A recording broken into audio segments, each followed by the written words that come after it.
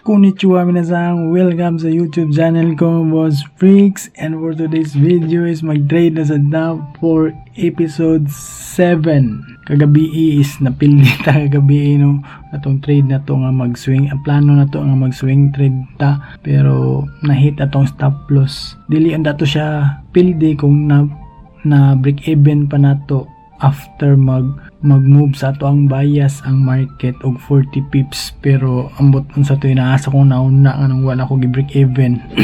Mo to nag-loss ta. Pero karon episode 7 and naana pud tay na spatan na divergence. So direta sa 5-minute time frame. Ang ato ang setup ron is kani divergence, and then mao ni atong entry point, and then nakapag-entry ta sa 2038.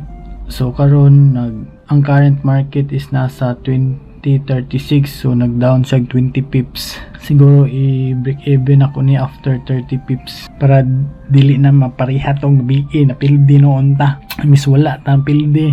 So ato ang current balance ron is 72 na, from 77 to 72 na pildi ta og $5. Kaya lagi volatile kaayo ang market. Wala nag-hit sa atong stop loss nga 30 pips o 36 pips. Dito siya na trigger sa 50 pips, kay volatile kay ang market gabi sa episode 6.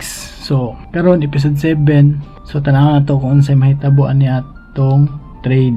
Ning baba na siya og 20 pips yata ni 17 20 o ana. So tanaw na to kung asa niya atong yan ako to nakapagbuto og kuanda direta templates 5 minutes. Yan na ito sa na-set up 2038, tapos 1,000 lang, then 30. So mo na ito ang set up ron. Update mo kung sa metabo na itong trade garong gabi episode 7. Don't forget to like my video. Thank you.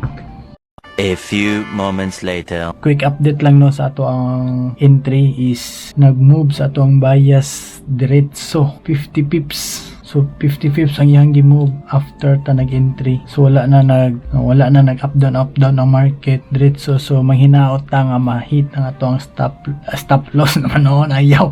Manghinaot ta nga ma-hit ang ato ang TP karong gabi in straight boom 100 pips para mabawi ato ang loss kagabi nga 50 pips. So mo na itong update and tanaw na to kung sa. Pero kung just in case na musaka ni siya og balik, ako imobang ako ang stop loss at 30 pips. So para at least pud dili sayang, di ba? $3. Pero kung mahita tong TP, di ba? What about basin niya og respetuhon niya ning area din mo balik sa tong entry, pero at least dili sayang, di ba? So i-move siguro na to atong stop loss after aning a candlestick kani. Depende. Tanaw na to kung unsay laro niya taud-taud. A few moments later. Boom, boom, boom, boom, boom, boom, boom. Hit atong TP. Pero, dili pa nato i-close. Di pa nato i-close kay lagi grabe ka bearish ang higher time frame. 30 minutes bearish kayo. Samot na ni nga candlestick ko. Walay week, diri walay week. So 1 minute, 1 minute, 1 hour. So bearish kayo. So possible na ang katong trade na to gabi is karon siya may tabo. So dili na nato i-close kani. So mo na yung trade na to gabi no. Nahit ato stop loss. So karon dili na to na siya i-close. I-move na to ato ang stop loss dire. So pag naay mo breakout ani nga candlestick, so close na nato. At least TP ta nasa mga 60 pips yata ni. Gikan sa ato ang entry o 60 pips. So not bad na 6, di ba? So atong panidaan ron kung i-breakout niya ni nga candlestick kaning Marabuso nga bearish Marabuso, di ba? So kung i-breakout niya ni nga candlestick, so exit ta, at least nag-profit ta og 6, nabawi ato ang loss kagabi.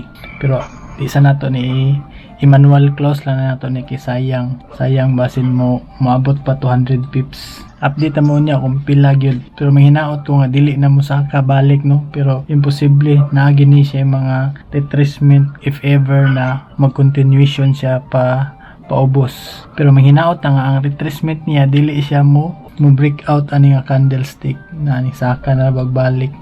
A few moments later. So, update tayo mo, no? Nindot kaya to ang entry kay nag-breakout na sa to ang TP ang market pero wala pa na to siya manual close. So, karon sobra na. So, nag-breakout na siya sa to ang TP area. So, possible nga magtuloy-tuloy siya. Possible na dre i-hit niya ning 200 pips. May unta 200 pips, no? So, ang atong stop loss is ginamove na nato atong stop loss every candlestick. So, atong i-move ato ang stop loss diri sa candlestick ani. If ever na mo breakout siya ani nga candlestick, so ato nang i-close at least taas ato ang profit. So karon kay nagkuan pa gid siya, maba pa gid siya, as in grabe down kayo ang market. Ala.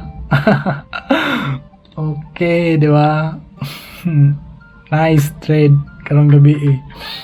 So update mo niya kung unsa gay may tabuan niya atong kung asa tataman, pero basin i-close na ko after aning area kay sa 1 minute nag-form na siya og divergence na ko naspatan nga divergence sa 1 minute around this area. So delikado. So basin i-target lang niya nga area din mo retrace pataas. So sayang sad kaayo ang profit nga na makuha nato diri. Panid-an na po nato ning area taud-taud if ever nga i-retrace ba niya for continuation pababa. Pero karon okay pa naman, stop loss na to around this area. So nice trade. Update mo, last update, either ma-end na to ang stop loss mga nasa mga 80 pips 90 pips baka, or mag-down siya sa 200 pips or this area around 150 pips. So update na mo niya.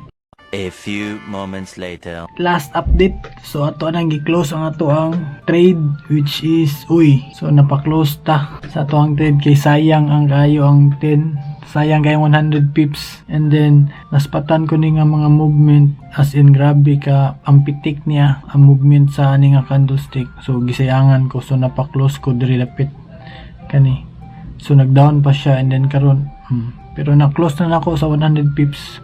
Sayangan ko basin niya og mo retrace ni siya og mga diri ano, sayang kayo. Taud-taud sa biya ta nagpaabot para mo down.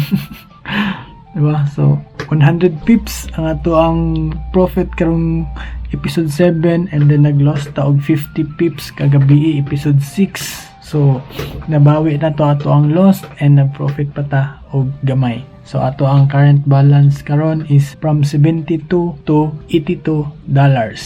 So nice trade, nice setup, nice strategy. So don't forget to like my video, and thank you so much. This is your Boss Freaks sa Forex Trading. Thank you so much. Bye.